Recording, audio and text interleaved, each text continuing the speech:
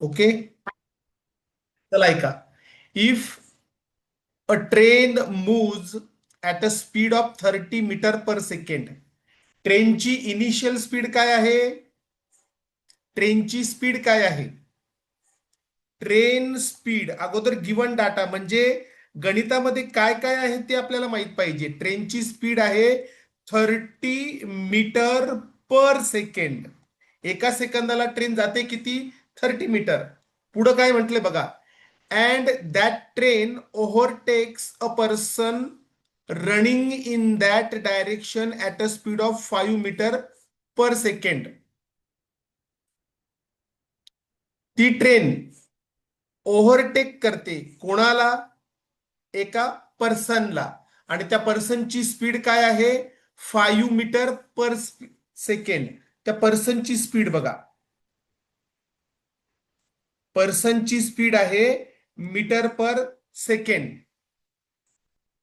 आणि ती ट्रेन बघा, ट्रेनची स्पीड आहे 30 मीटर पर सेकंड. ट्रेनची स्पीड जास्त आहे कोणापेक्षा? More than a person. पर्सनची स्पीड आहे 5 मीटर पर सेकंड. आपल्याला काय विचारलंय? ती ट्रेन त्या पर्सनला train overtakes a person in 20 seconds. किती सेकंड मध्ये ती ट्रेन त्या पर्सनला ओव्हरटेक करते? आपल्याला ते शोधायचंय. आता आपल्याला ट्रेनची स्पीड दिलेली आहे 30 मीटर पर सेकंड. पर्सनची स्पीड आहे 5 metre per second. Train overtake करते 20 सेकंड मध्ये. तर तुम्हाला शोधायची आहे ट्रेनची लेंथ. मग त्या ट्रेनची लांबी किती होईल तुम्हाला ते शोधायचं. मग आता या ठिकाणी एक ट्रिक आहे, मी ती तुम्हाला सांगतो. ट्रेनची लेंथ शोधायची जर असेल, ट्रेनची लेंथ जर तुम्हाला शोधायची असेल, असा प्रश्न परीक्षेला जर आला तर काय करायचं? Difference in speed. काय शोधायचं? Difference in speed of train and person.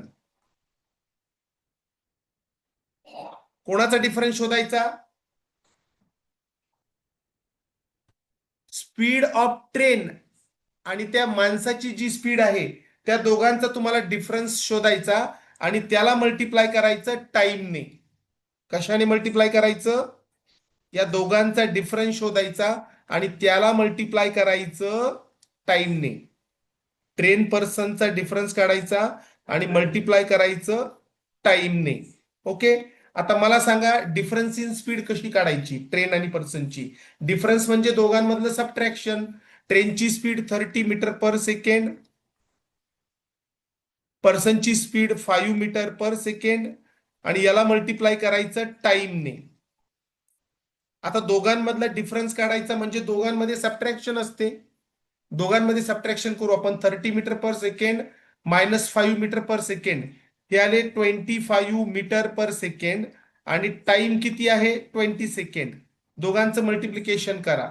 25 आणि 20चं मल्टिप्लिकेशन आपल्याला मिळालं 500 मीटर. याचा अर्थ त्या ट्रेनची लेंथ आहे 500 मीटर. ओके.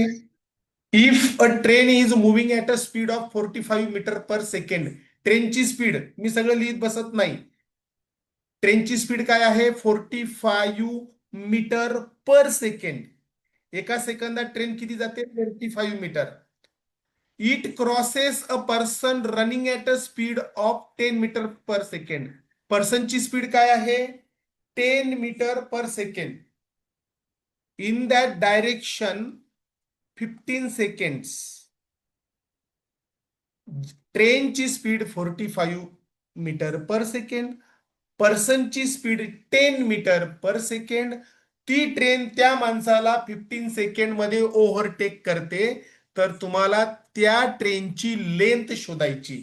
मग आता फॉर्म्युला डायरेक्ट यूज करूया. Length of the train.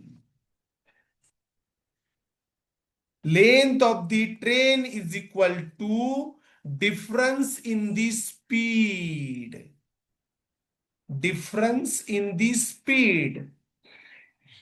आता difference in the speed multiplied by time हा formula forever long time लक्षात ठेवा.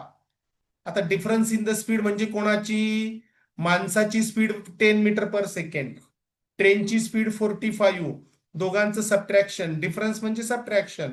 45 minus 10 metre per second multiplied by time. Time म्हणजे किती दिलाय तुम्हाला? 15 सेकंड. 45 मधनं मायनस करा 10, हे आले 35 आणि हे राहिलेले टाइम मल्टिप्लाय. आता 35 आणि 15चं मल्टिप्लिकेशन करा. 15 5s are 75, carrying 7. 15 3s are 45, 45 and 7 52.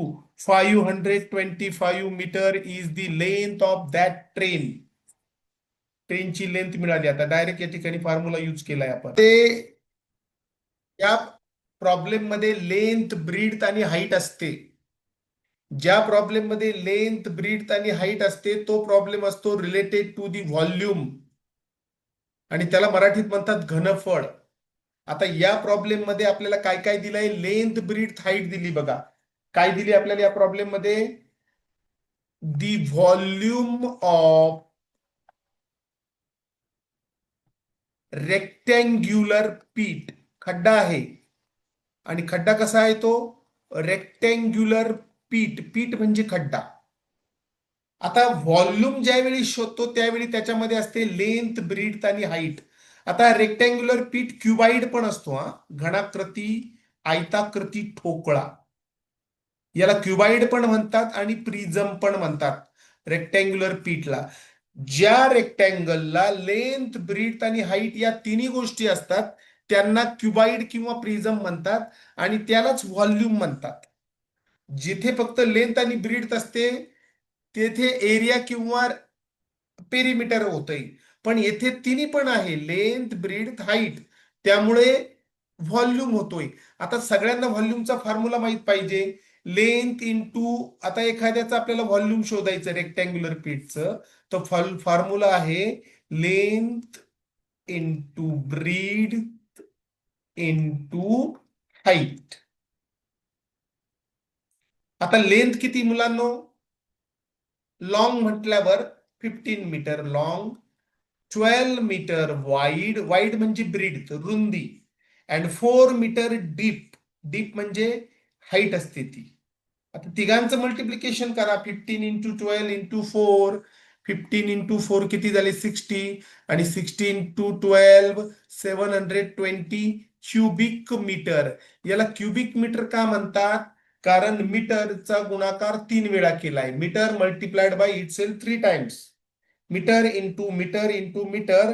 आणि व्हॉल्यूमचं volume indicated in cubic metre because there is a length, breadth, height. मग फायनल आन्सर मिळाला आपल्याला 720 cubic metre. Option C is the correct answer.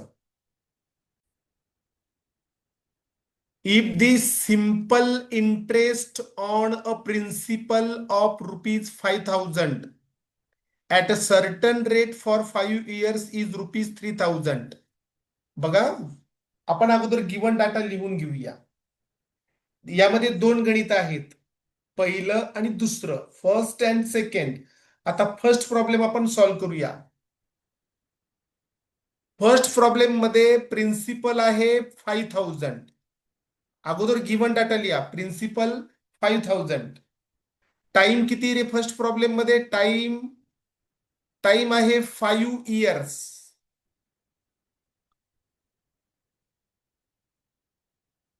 तर तुम्हाला फर्स्ट प्रॉब्लेम मध्ये simple interest पण दिलंय बघा. सिंपल इंटरेस्ट किती होत आहे? 3,000. फर्स्ट प्रॉब्लेम मध्ये सिंपल इंटरेस्ट आहे 3,000 रुपीज. आणि तिथे विचारलंय बघा, काही दराने, at what rate.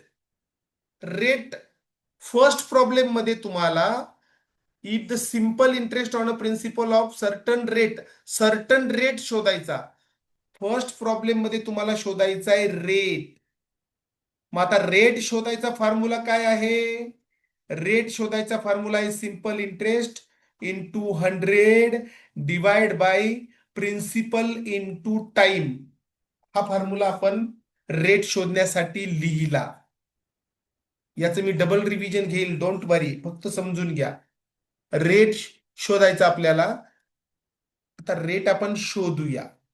R is equal to simple interest किती आहे 3000, हा 100, प्रिन्सिपल किती आहे 5000 आणि टाइम किती आहे 5 इयर्स. ये 3 झिरो गए, ये 3 झिरो गए. आता 5 वन जार 5, 5 ने 100 ला डिवाइड केलं, याले 20 इंटू 3 किती झाले 60 आणि 60 डिवाइड बाय 5 12. रेट काय मिळाला तुम्हाला फर्स्ट कंडिशन मध्ये, रेट मिळाला 12.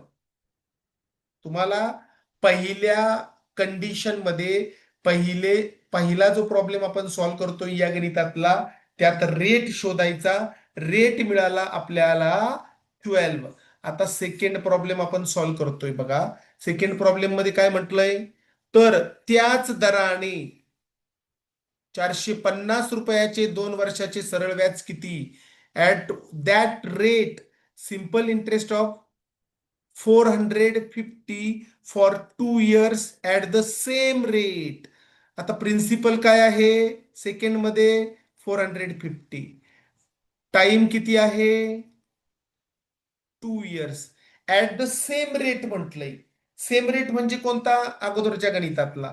रेट काय आहे 12% पर एनम आर. मग आता तुम्हाला शोधायचं काय सांगितलं, सिंपल इंटरेस्ट. आता सिंपल इंटरेस्ट शोधायचा formula P into R into T upon 100. Principal किती आहे 450, रेट किती आहे 12 आणि टाइम किती आहे, टाइम आहे 2 इयर, डिवाइड बाय 100. ये झिरो गया, ये झिरो गया.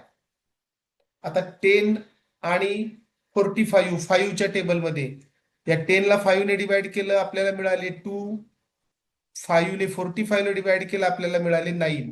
परत 2 वन जार 2, 2 सिक्स जार 12, 9 इंटू 6 इंटू 2, 54 इंटू 2 108. काय मिळालं तुम्हाला, सिंपल इंटरेस्ट काय मिळालं 108 सेकंड कंडिशन मध्ये. आता मी डबल सांगेल, डबल प्रश्न विचारेल. ओके